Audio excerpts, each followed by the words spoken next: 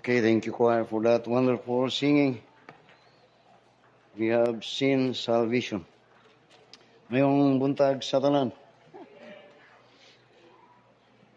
Sudning edad-edaran na deta.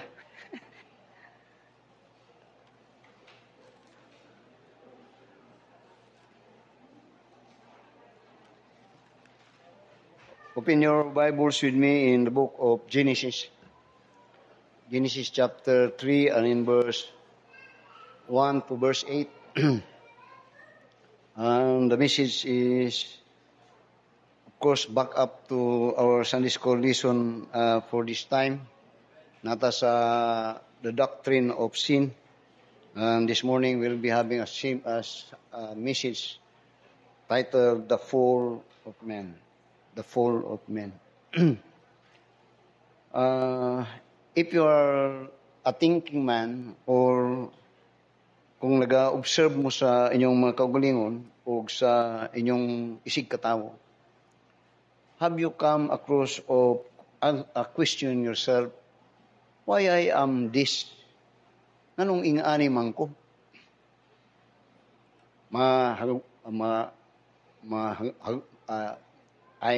Mabati ko og kasina, mabati ko og kasuko, kaligot-got, say mangawat ko, mga nakong baba, dili maayog ginasulti.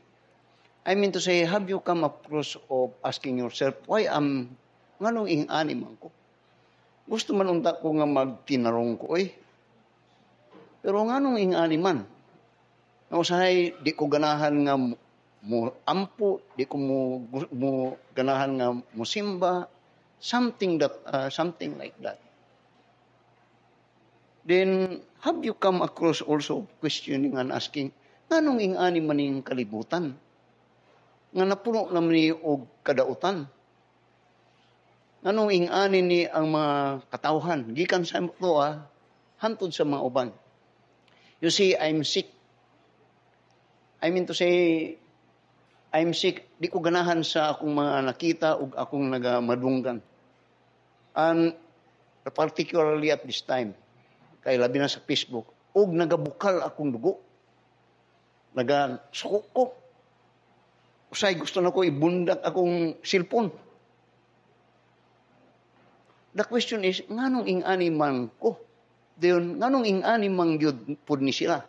Or why is this man? Nganong ingani man ang tao?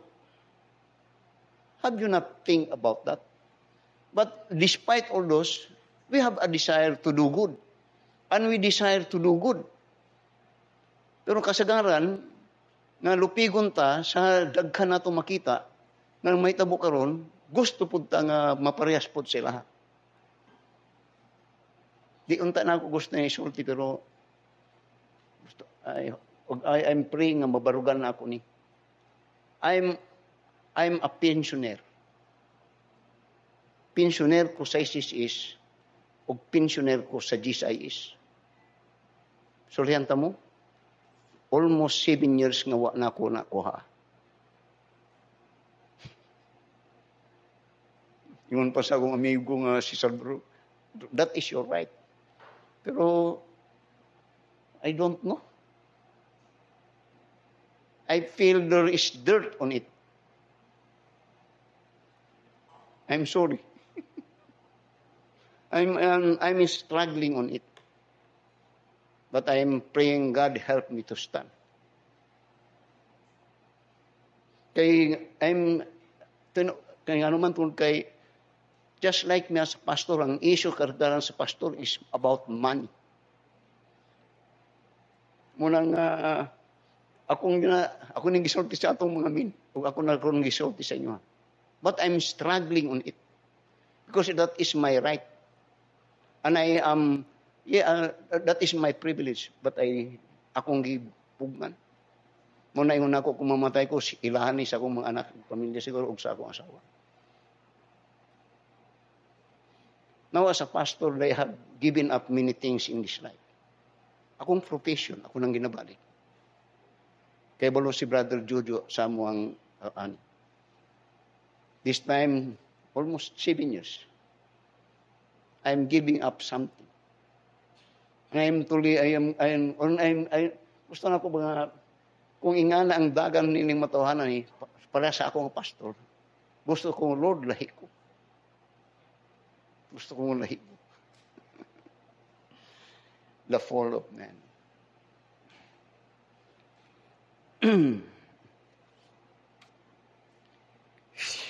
Hangak. Now, notice in Genesis chapter 3. I hope you are listening of what I'm saying.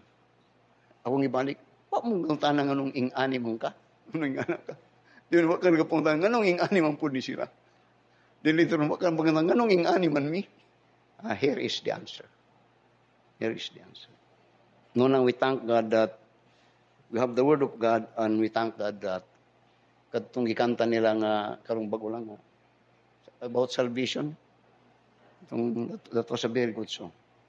Now, notice in Genesis chapter 3 at this time, the message is titled The Fall of Man. The Fall of Man. Notice in verse 1, diretso lang niya, now the serpent was more subtle than any beast of the field, which the Lord God had made. And he said unto the woman, Yea, hath God said, Ye shall not eat of every tree of the garden. This is in the Bible, in Christian realm, this is what the Bible teaches us about the fall of man. So that you will find here how the fall of man was being, taught to us in the Word of God, and it was all instigated and originated by the devil. And the devil here is described or impersonated by the word serpent. The word serpent. So the question is, the fall of man simply means it's about sin, or the fall of man is about the transgression that happened in the beginning, from the beginning, in this particular passage. So with it, the question is, where did sin, by the way, originated? And we disclose, by the way, that all men are sinners. But the question is, where did sin actually originated? And many says that it was here in Genesis chapter 3. But you will find here the one that instigated and originated is in the temptation which was instigated by Satan. Therefore, sin originated by Satan. But the question is, asa man nagsugod ang sala? Now, notice in Ezekiel chapter 28. In Ezekiel chapter 28, the Word of God and God's words tell us where asa good nagsugod ang sala. And you will wonder that sin originated in heaven. Uyaw ni, lahi ni. In heaven. And heaven is the place of God. But here, dire nagsugod according to the Word of God. Notice in Ezekiel chapter 28 and in verse 13, it says, Thou hast been in Eden, the garden of God.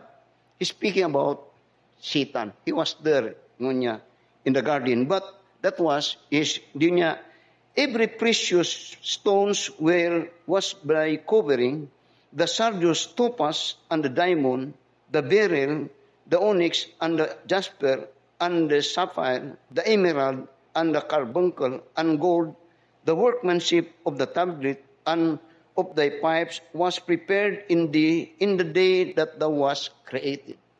Speaking about the man that was in garden. And this is actually Satan, which in here at the beginning, his name was called Lucifer. Diningon niya sa verse 14, Thou art an anointed cherub that covereth, and I have set thee so. Thou wast upon the holy mountain of God. Thou hast walked up and down in the midst of the stones of fire. Thou wast perfect in thy ways from the day that thou wast created, till iniquity was found in thee. Take note in verse 15. that here you will find that this, the originator, or the one that caused the fall of man from starting from Adam, was a created being, and he was an angel. Diyon niya, and thou was perfect in thy ways from the day that thou was created, niya till iniquity was found in thee, till sin was found in thee. And I tell you, this event has happened in heaven. For angels are ministers or messengers of God, and at that time, that was in heaven. Then niya, now I hope you will get interest of it, because ato ni gwapo ning mahibuan nato ni. Then niya, by the multitude of thy merchandise, they have filled the midst of the with violence, when niya, and thou hast sinned. Therefore I will cast thee as profane out of the mountain of God, and I will destroy thee, O covering cherub, from the midst of the stones of fire. Then niya sa verse 17, thine heart was lifted up because of thy beauty. That here, the word of God teaches us the cause why this iniquity was found in the heart of Lucifer or Satan. And that is, thy heart was lifted up. Now, ingani, you will find that description that he was a very beautiful man or angel. And God had given him a place, a very good place. And some says, siya dahi director, siya ang kung pa right hand sa Ginoo. Then verse 17, thine heart was lifted up because of thy beauty. Then that speak about pride. Then thou hast corrupted thy wisdom by reason of thy brightness. Nga bright unta ka, pero gikurupt ni mo imong pagkagwapo, bright. Kay balo ka unta nga mo ni mayo, imong gikurupt mo nang ibot pasabot. But he was bright ang kwan niya. I will din assert, I will cast thee to the ground, I will lead thee before kings, that they may behold thee. Thou hast defiled thy sanctuaries, and by multitude of thine iniquities, by the iniquity of the traffic, therefore will I bring forth a fire from the midst of thee, it shall devour thee, and I will bring thee to the ashes upon the earth, in the sight of all them that behold thee. Notice now, in the sight of them that behold thee. Means he is somebody. Many angels are looking on him. I'm speaking about asa nagsugod ang sala. O kinsa asa po nagsugod kining mo nag-origin sa sala, and that is Satan. And you will find that even in the passage, in this passages, God is telling us that Satan or Lucifer, first of all, was in God or in heaven, ministering to God. And because of his perfect beauty and his brightness, he corrupted it. And that is nga, he lifted up he lifted up your heart. Meaning to say that the sin now originated when it started to be boastful or to be somebody. That as a result, you will find in Isaiah chapter 14. Tama sa Isaiah chapter 14. In Isaiah chapter 14, you will find here now, because what had happened in the event that transpired in Ezekiel. Tanaw sa Isaiah chapter 14 and in verse 12 to verse 17 now. Ngunya, how art thou fallen from heaven? How art thou fallen from heaven, O Lucifer? This is the angel or the person that is being spoken out and revealed by Ezekiel. In here, he named him now. Nya, how art thou fallen from heaven, O Lucifer, son of the morning? How art thou cut down to the ground, which did weaken the nations? Gikan sa taas, gihagop sa. Nya, for thou hast said in thine heart, I will ascend into heaven, I will exalt my throne above the stars of God, I will sit upon the mount of the congregation in the sides of the earth. Then in verse 14 says, I will ascend above the heights of the clouds. I will be like the Most High. Yea, thou shalt be brought down to hell. Kanya, I will be like, may sama ko sa Ginoo. And in here you will find the rebellion that was taken place in heaven. And in here God told him, says, I will cast down. And that is where Satan now, when he started rebellion, that this time when he was cast out to the earth, and at that time God created the human being, then there he attacked man. Let me pause by saying, by this question, why did God allow it to happen? Or why did God allow that to happen for Lucifer to rebel against him? Or why God allows him to be boastful and had corrupted himself and had rebelled against God and desired to be like God?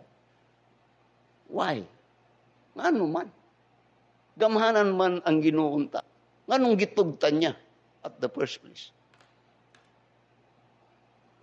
The answer is, this is the beauty when God created, atong gamiton tong word na person. That when God created angels and man, He created man with a free will to choose. Nga iyang gihatagan ang angel og bisag kita og freedom nga maghuna-huna, freedom mo mupili, og freedom nga mubuhat sa gusto nimo buhaton without God interfering.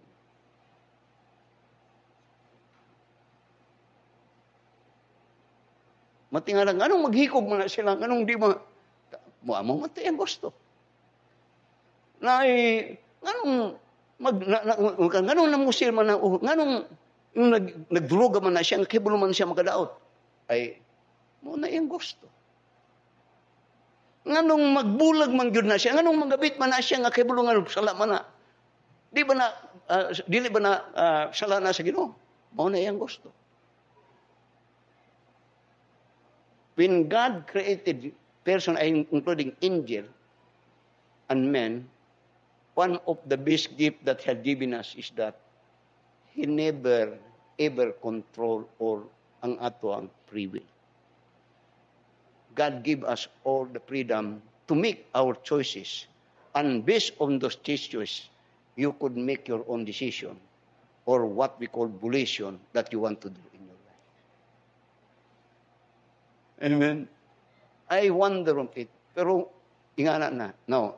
So, here you will find that, by the way, when Satan, Lucifer rebelled, you will find even in, dapat mahabalian magunato ni, in Revelation chapter 12, and in verse 9, how that when he rebelled against God, that he himself had conspired or nakadala siya, and the Bible, and many commentaries says that almost 1/3 of the angel goes with him, rebel with God. Grabe. Revelation chapter 12 and in verse, notice Revelation chapter 12 and in verse 9. Yeah.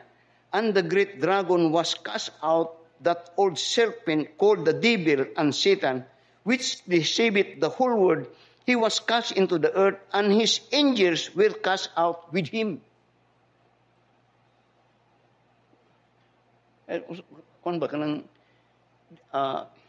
dangay mga butang nga ginasulti sa Biblia nga usahay lisod sabton, but it is reality that we need to accept so that you could understand and we will understand this cause of the fall of man and also answers why I am this. Nganong yung animon po ni sila.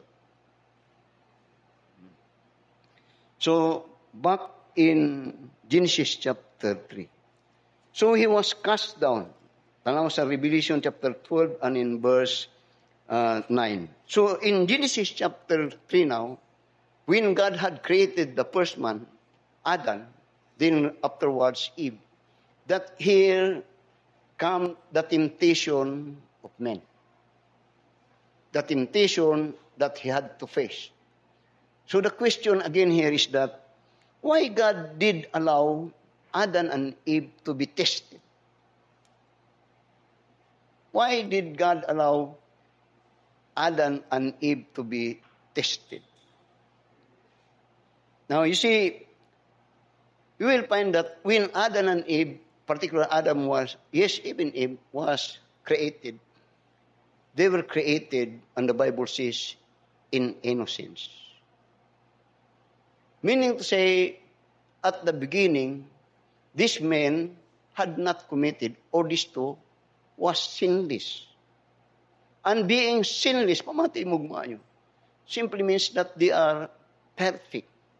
And the Bible says that they have great fellowship with God.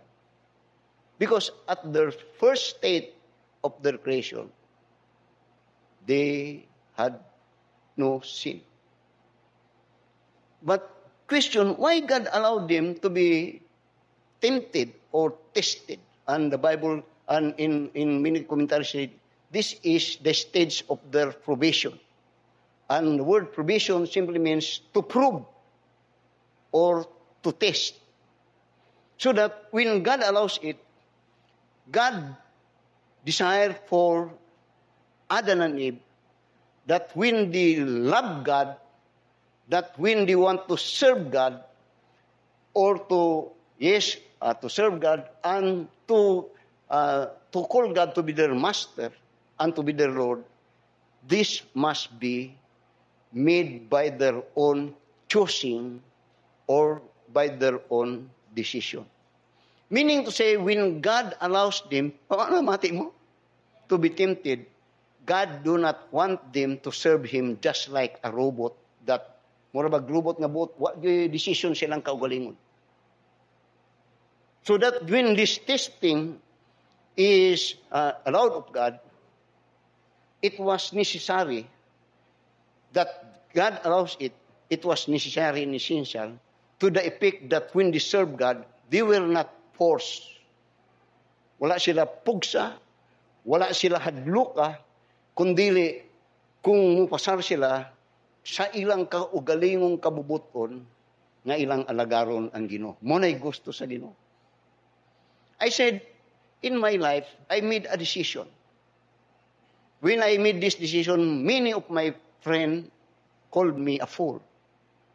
Ito kay Bolo si Brother Joe.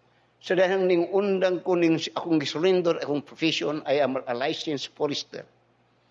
That is my decision. Wala nagsulti ang Ginoo sa ko nga isurrender nimo na wala. And when I made that decision, the one that I said a while ago, wala po nagsulti, it is all my volition. I made that. Because I want in my life na lahi ang butlang kung anong ingay, pero sarang butang there are great men in the Bible that had given their life and even given many things in their life that they were not as of God, but they do it to prove that they truly believe and are sincere to serve God.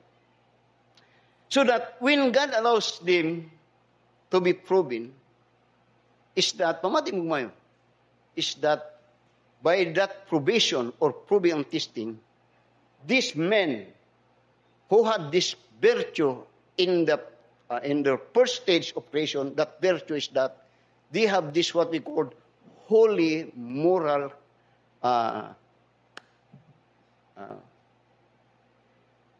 nature. They have this what we call holy moral nature. That holy moral nature is that they are innocent and they are sinless. And this holy, pamati mo mayo, holy moral nature, when they are tested, God subject them so that when they obey and could pass them, this holy moral nature will be transformed into holy moral character. Holy moral character. The word the character of man, by the way, is to be built up by one and one only way, and that is probation, testing. Kana lang yun, mo build up ang atong tinod nga karakter kung dinha sa pagsulay. Sa ibot ni mong pagsabot, pastor. Yun ni mo, Ako nahigugma gyud ko sa akong asawa. Wali gyud ako mangita og lain. Siya lang gyud akong pagamatyan. He may be saying it. But that statement could be proven kung sayaw-sayawan siya bata kayo nga gwapa kayo.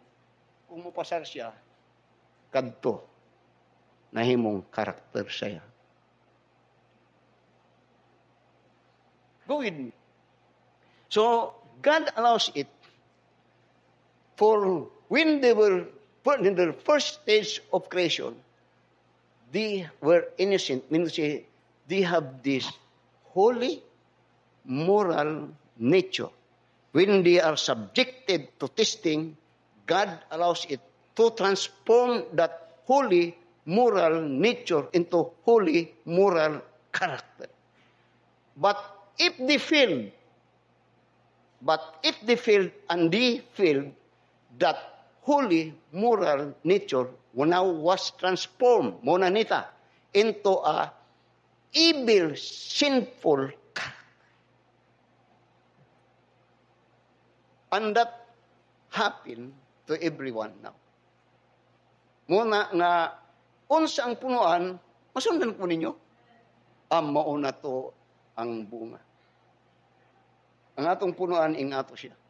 Sa diyang gisulay sila sa Ginoo, naabit-bit nila ang holy, moral, nature, innocent, sinless. Gani matawag pa nga holy. But when they feel kadto nga holy, moral nature was transformed, nawa to, nahimong sinful, evil nature. Ug muna nga in the book of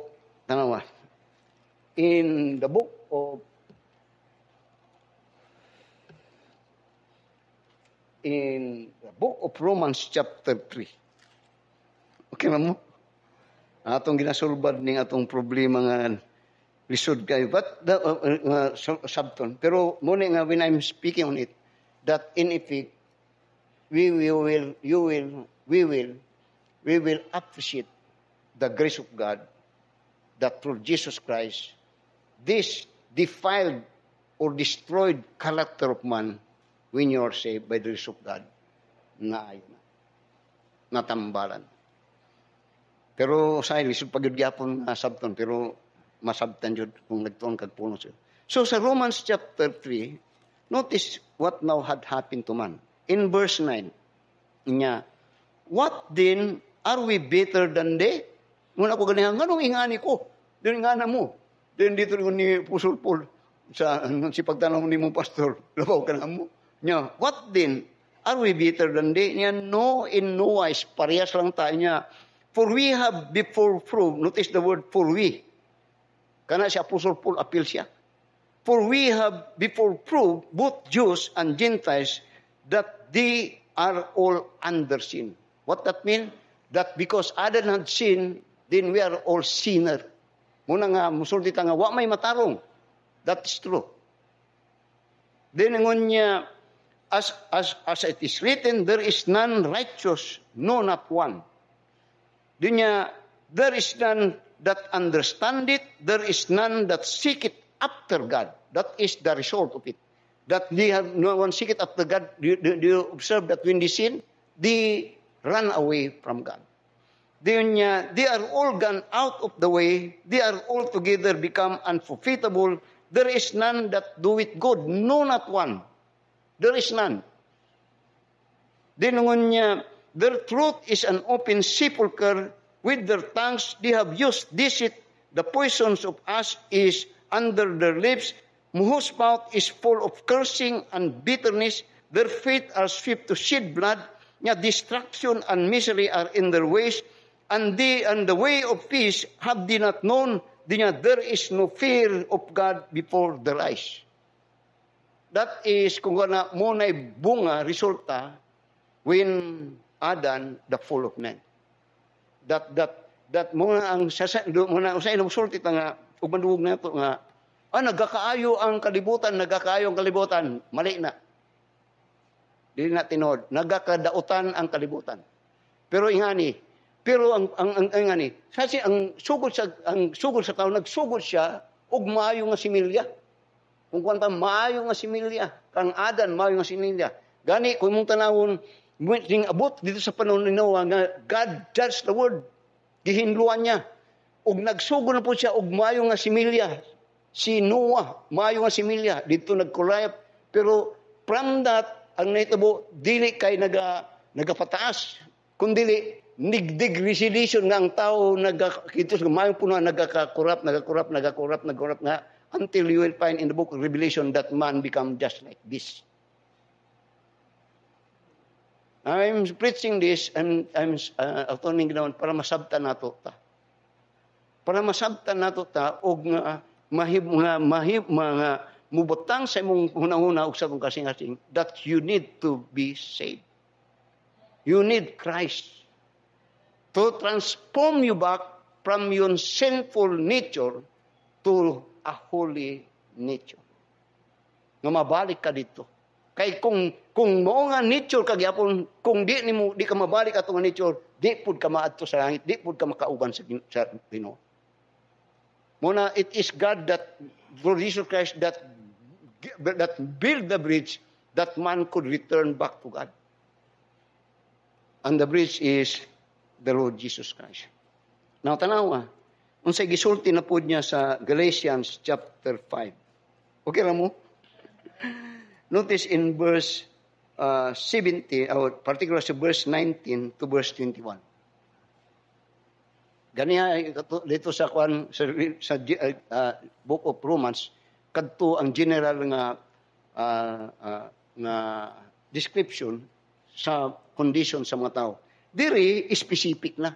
Sa Galatians chapter 5 and in verse 19 niya. Now the works of the flesh are manifest. Ang buhat sa unod niya, which are this? Primero, adultery, fornication, kini mga mo ni resulta dito sa the fall of man niya.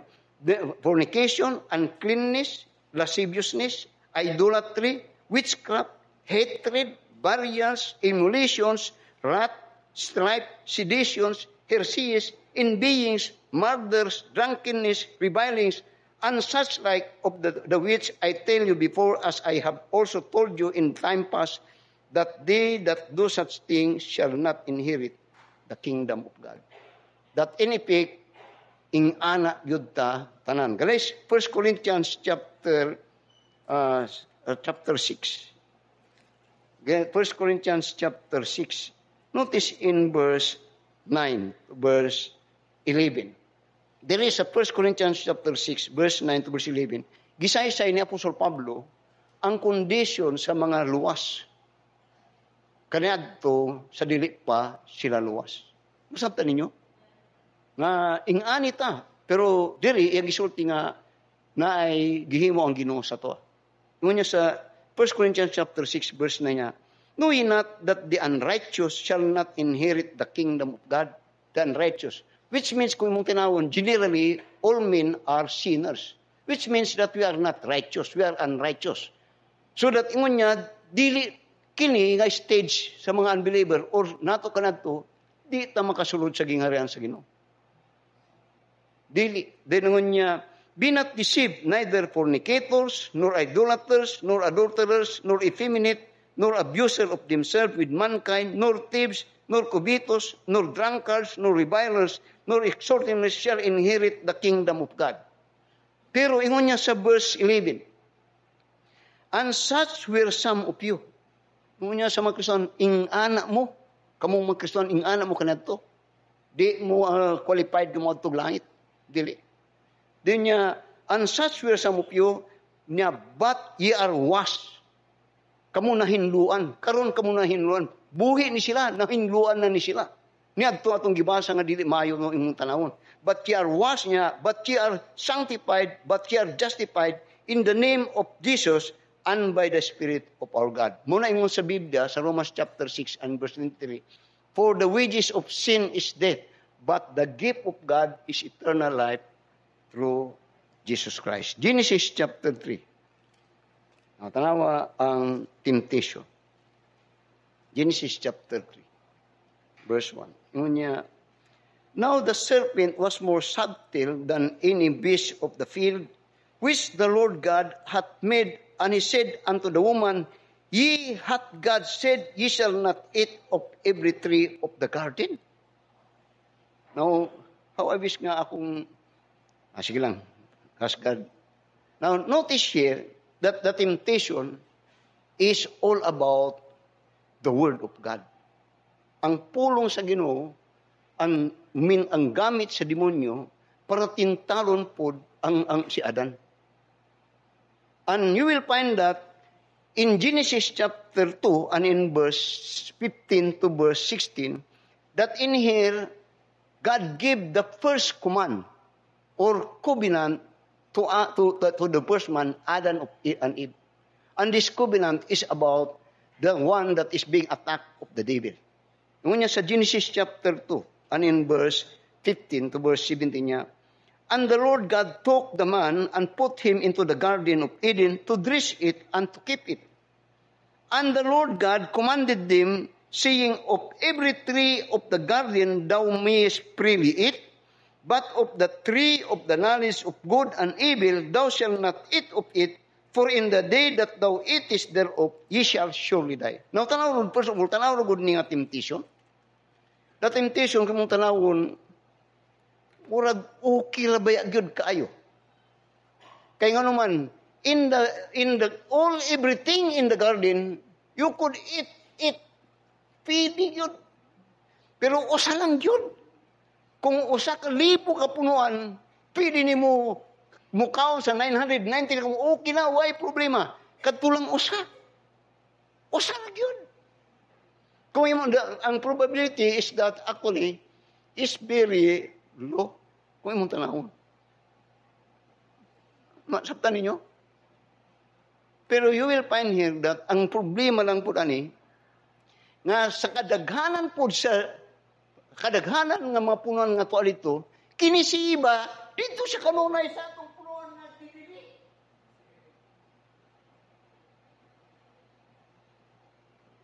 Tuwa sa kanunay nga, sa kadaghanan punuan din, ang di maayo kayo ibang ang dili tuwa dito sa kanunay. Ayaw pa doon sa kanayo, dito lang sa layo. Ay, doon ba, initan yun ka.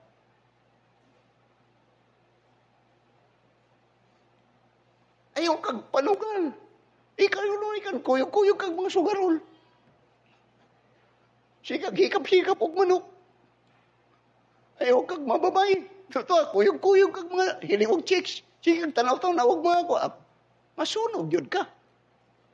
Pero the probability is that kung kuwan pa sa English, nil. Pero ang di maayong si Ibam.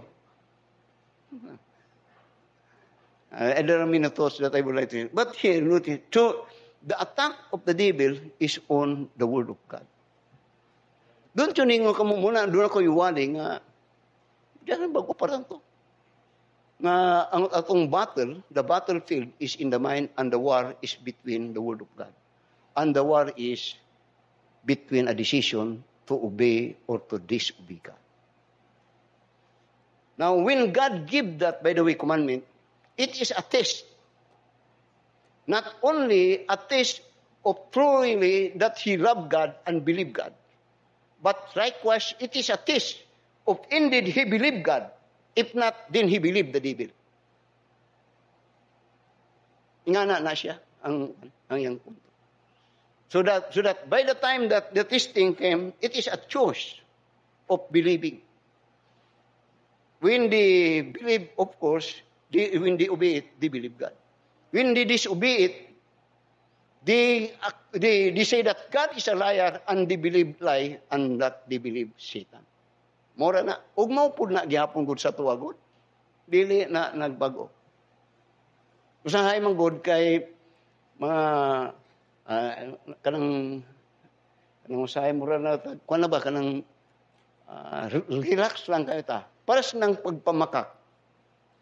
Kanang pagpamakak, actually this ang sugod sa kuan is lying. Pero when we speak about commandments of God, ang atong gikadlokan, sulti wa tukog langit, ano man, wa man ko nagpatay, wa man ko nangawat, wa man ko Pero dire, ang temptation is about truth. And oftentimes, there are Christians that are always lying. So that when you disobey God, you disobey God. And when you reject God, you reject truth. And when you reject truth, you believe a lie. That is ang modus sa temptation. Okay na mo? Ayan. We will learn something here. So, here is the temptation. The temptation is on the Word of God. That here, the question that was given by Satan is, he questioned the Word of God. Ngunya sa verse 3, chapter 1, verse 3, chapter 3, verse 1. And now the serpent was more subtle than any beast of the field, and which the Lord God had made. And he said unto the woman, Ye, hath God said, Ye shall not eat of the every tree of the garden? Now, by the way, let me educate some of you as parent. Ayaw kamo mga ginikanan usay mamakak inyong mga anak, inyo lang pong murag okay lang sa inyong mamakak inyong mga anak. Dapat bata pa sila, train them to abide unto see truth. Moni ang gira ba din is about believing and unbelieving or about truth. Dirong sayap mo nga daghang mga kuan nga isi silang pud mong bakakan sa iyong mga anak kay inyo mang di man niyo supalpalon. Not me. Ay magtuon ta. Kay usay sulti ngano ngani man ni ko anak. Ang ginorture nimo, gina-accept nimo ang dili tinud nga yang ginasulti sa mo ha. Din pagdako niya tingala ka.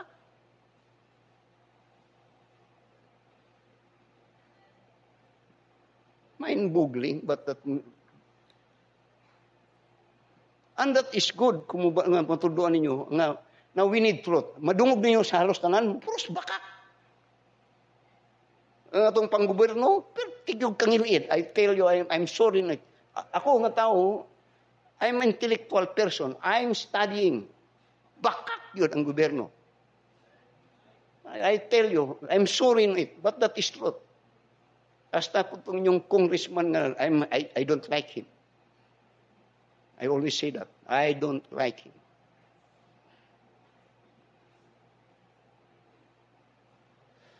It's sad. So the attack is in order. No? So dito na lang, dinisot na, kay basig. Uy. So sa verse 12 now, verse 2, diyon niya, and the woman said unto the serpent, We may not eat of the fruit of the trees of the garden, but of the fruit of the tree which is in the midst of the garden, God had said, Ye shall not eat of it, neither ye touch it, yes, ye die. So here, ako mo landing ko dito kung wala.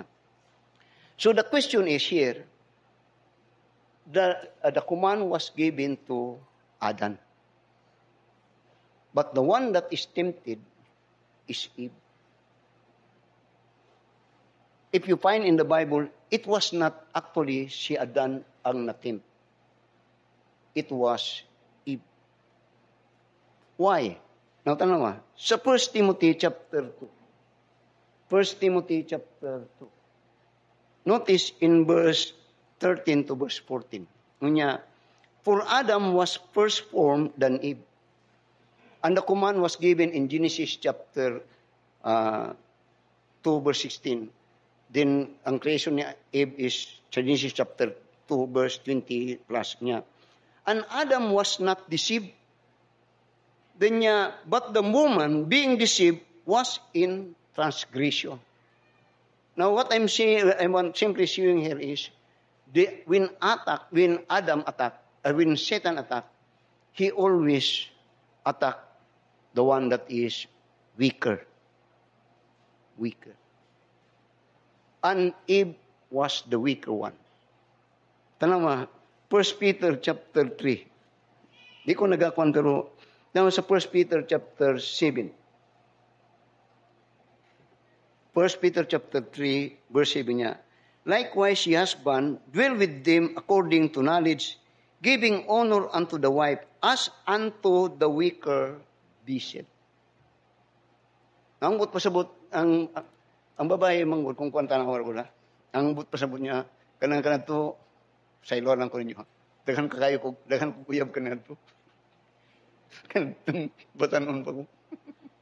Sa high school pa ko, murag, upat sila. High school pa ko. Masuk ko, ayaw ka discourage ko, brad, ha? Pero nga naman, ha? Kay dali lang na ko nakaibalo ko saan pag sayo pa sa akong pagkabatanon, kay balo ko sayo na kayo atik-atikon ng mga babae. I'm sorry. Sayo na, pero kini si tutong di ni kay balo. Joke lang. Sayo na atik-atikon. Muna akong asawa, pag hindi ako may kaduwang asawa niya, abikog. Na-atik siya. Weaker vessel. Muna siya. Pero when imong tanawon ni, it was not Adam was tempted. It was Eve. But the question is, why is unsa day sala ni Adam? Di man siya na-tempt. Ang sala ni Adam is that tanawa sa Genesis chapter 3, ako na lang kuan kay hapit na mag-close. Di na muli ni mahuman. Taas pa ni. Pero I hope na mo itot na nakuha. Guys, that Satan, Adam was not tempted. But what he did is, mas grabe ang gibuhat ni Adam. Kay bulo siya, mismo ang first hand nga gisultihan sa Ginoo nga di niya kauno. Pero sa diyang gihatag siyang asawa, iyang gikaw. Ngano to? Kay dili weak ang laki, pero kayang laki, musimpatiya po sa ni sa laban. Nga kahibalo siya nga dili, pero iya pag yun gihimo. Nga ang but pasabot ko mong tanawon, greater, not only responsibility, pero greater ang kang Adan. Because he knows it. He was the one that was given the instruction, the command. But when Satan was deceived niya Eve, and Eve gave him, never did he refuse. He gave in. And that is very sad. Kung sa ibut ni mong pasabot, Pastor, na ang iyang picture na that is that oftentimes we know that it is wrong, but still we do it. That in effect, Adam never gave any resistance when Eve had given it. Pero kay balubaya gyud ta. Pero kana ang picture na sa ato kasagaran. Nga naman, kay di nato gusto masakitan. Usay yung gusto ta nga mo simpataya. Usay mo sulti tag till death do our part. Don't get wrong on this. Muna akong asawa, bisag katong permero kaduha. These women that I had in my life, they were strong women. Kaya ako man na silang ginapanday. Kinisil sa nga na lang na isa, pero lupigon baya mo. Kaya ako nang ginapanday. Nga kung unsay nakita na ako nga diri, I always say, ayaw na. Di na mo. Adam was not tempted. But it is very sad. He gave in. So, balik ta. Then I think mo kanata posta. I promise alas 12. Then, notice now, another one. Yung niya, verse 3. But of the fruit of the tree, which is in the midst of the garden, God had said, ye shall not eat of it, neither shall ye touch it, lest ye die. Another one is that, when Eve, God confronted with Satan, ang di maayasaya is that, actually, ang kaibal mo, gidugangan niya ang pulong sa Ginoo. That niya, ang sulti sa Ginoo, ang kunya, simple lang good, thou shall not eat of it. Pwede nga iyang gunit-gunitan ang bunga, pero di lang yun niya kauno. Kadto very simple lang to. But when he add on it, unless he touch it, then dito, the devil now had entered in. Now, di nga mo bugo. Binanyo nga ni, basta nag-i-istorya ko mga kwan, basta akong mag-istorya mga kini, kaya na ako ni. May bukan dahil mo. Kung nag-kwan ka. nga kung makig-argue ka o kung makipsulti, wala ni. Muna siya kung nakoy ka istorya kung bisag kamugod kung wala ni. Pero kana ang point is, when Eve answered, licitas it, then Satan knows that this woman is ignorant. He do not know where the word of God or where he stand. Then lastly, mo close naman guta, alas 12 niya. Notice in verse 4 niya, and the serpent said unto the woman, ye shall not surely die. God said, surely die. Then niya, for God that know that in the day that thou eatest thereof, then your eyes shall be open, and ye shall be as gods, knowing good and evil. Notice now the insinuation that here, ye shall be as gods. Pero kung ito mong tanawon, sa sinugdanan, asa nagsugod ang sala? Rebellion dito sa gingharian sa Ginoo. Ug ang tuyo niya, he will be like God. I will ascend in heaven, I will be like God. When he tempted Eve niya, ye shall be like God. And so also many of us today. Simba. Ato kagpulong sa Ginoo. When you are saying that, you are telling that you are like God. When you are saying it, you are telling that you don't need God. Now, the fall of man was vital. Why? Because the holy nature that from the beginning God gave as a grace to the first man, that holy moral nature, when it was tested and when disobeyed, it was transformed. And this is us, transformed into a sinful moral nature. Nga kadang word nga nature, maobyod na ta. Nga ang butpas-but ang nature, halimbawa, ang isda, the nature of the fish is on the water. He will live in the water. Tanggalan ng isda sa tubig, butang mamatay na siya. Nga kita yun, kanunay na nga salad unta. Pero ang maayo, when God said, thou shalt surely die, and that says in Romans chapter 6 and in verse 23, for the wages of sin is death. That death now was made or was sacrificed or was done by God through Jesus Christ on the cross.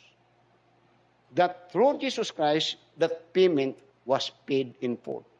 Para sa matao. Though we have that sinful nature, pero ang mayo, ang ipik ang bayad na gibayaran ng Ginoong Kristo.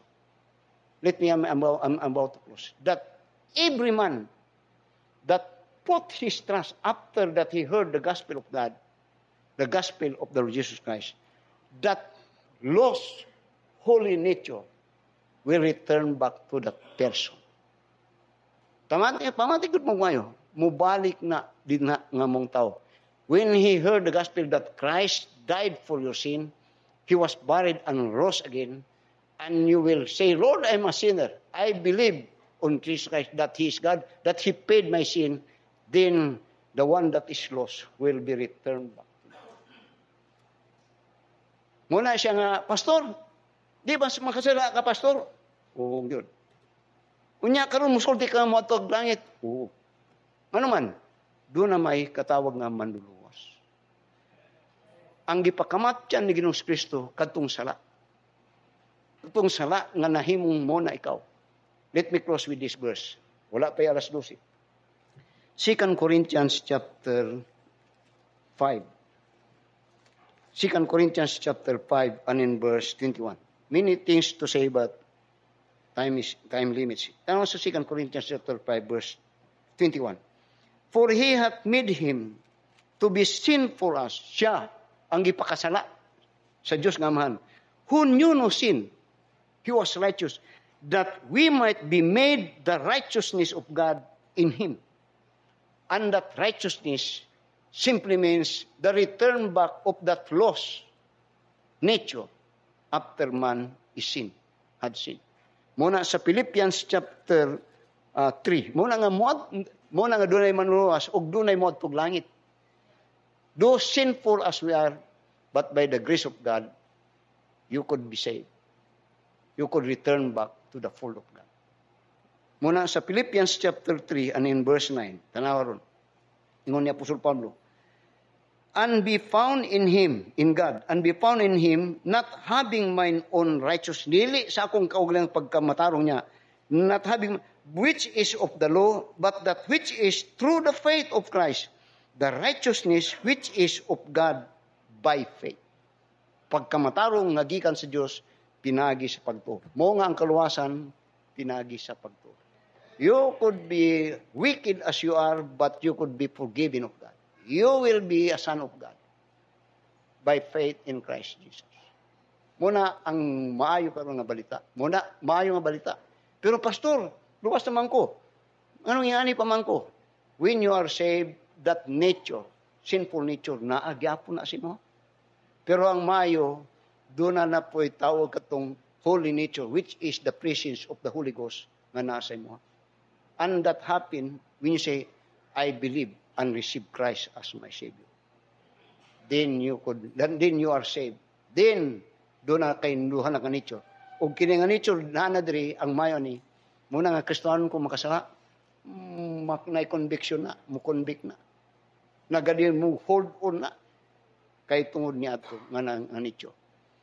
At the beginning, usa lang ka nature, holy nature. When man sin, wala to nature, sinful nature. But when you're saved, holy nature, o kuan mo na naka.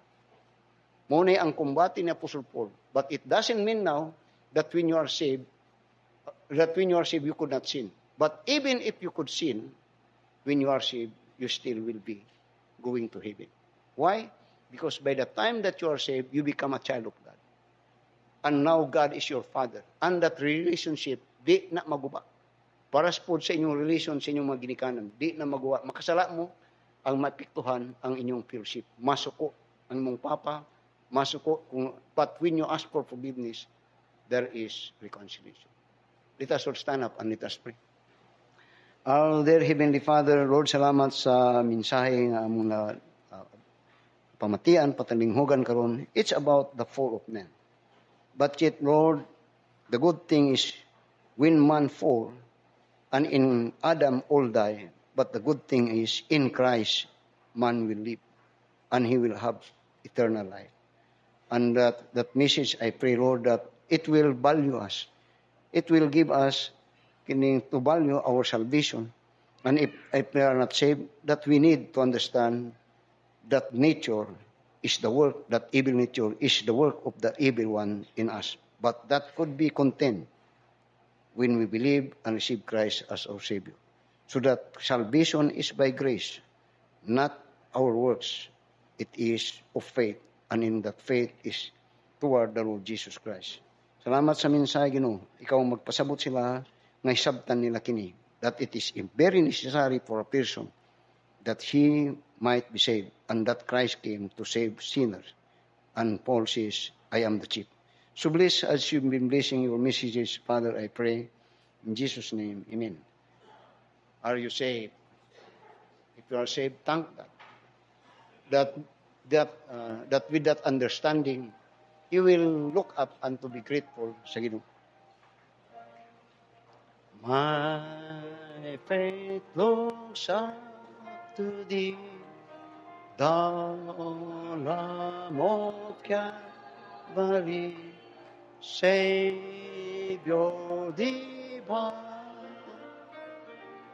Now hear me while I pray, take all my guilt away.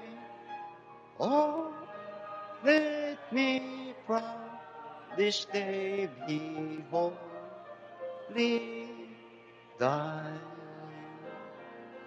May thy rich grace impart strength to my fainting heart, my soul inspire.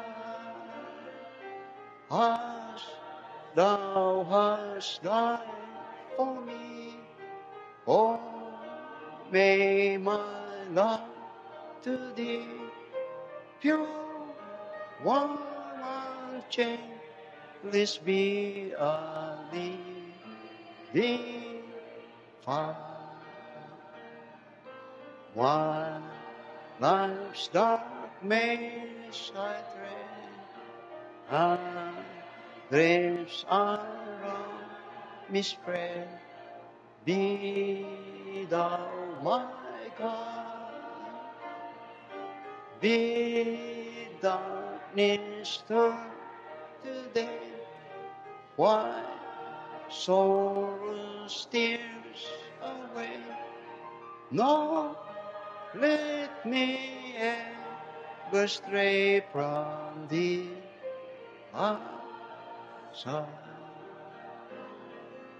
When ends life's trials in dream, when this cold soul and stream shall hold me wrong, bless Savior, then in love, fear, and distrust remove. Oh, bear me safe, son. Okay, thank you for your attention. I just want to tell you I'm saved. I'm saved. I'm a sinner saved by grace, bound to heaven. And when you are saved, you are forgiven. You are forgiven. All your sins are forgiven. Brad Gilmer will come for our closing prayer. Dagang salamat sa inyong attention. Please bear with us karong mga panahon na kay hapit na siguro mahuman nga to ang kalsada. Maybe next week ilan na nang but so very salamat sa inyong presensya. Bisag wala tayo parkingan nga nalan gyapon mo to. Antos lang tagamay. Dagang salamat. Gampota, among dalaygon may gugmaon langit nun nga mahan. Salamat Ginoo nagakalipay kami for the message this morning. Thank you Lord for Pastor Claver sa imong paggamit kaniya. Nga pinagi kaniya Ginoo imo kaming gipahinumduman Ginoo sa usa ka ngilngig kaayo Ginoo nga hitabo sa tao kini ang pagkapukan sa tao sa pagpakasala. Apan na salamat Ginoo sa imong grasya. Bisan tuod kami walay angay sama ni Isaiah nagaingon, woe is me. Kami pod Ginoo ingon na usab kami walay angay apan nahimo kaming angayan Ginoo because of what you've done in the cross of Calvary Ginoo. Ug salamat Ginoo sa hope ug dako nga paglaom nga kami nahinluan kami sa among mga pagpakasala Ginoo because of the blood of the Lord Jesus Christ. Salamat Ginoo sa kinabuhi nga walay katapusan nga imong gihatag kanamo isip ang gasa. Thank you Lord for the message this morning. Himoa Ginoo nga kini magpabilin sa mga utok nga ikaw balaan ug kami sinful but we are sinners saved by grace Ginoo. Nga matag adlaw maghatag kani kanamo og paghagit og challenge Ginoo nga madaugon kami Ginoo batok sa sala Lord. Tabangi kami nga ikaw mahimot sa mga matagos nga kinabuhi ug di na mo gusto Ginoo nga ikaw mapungot kanamo.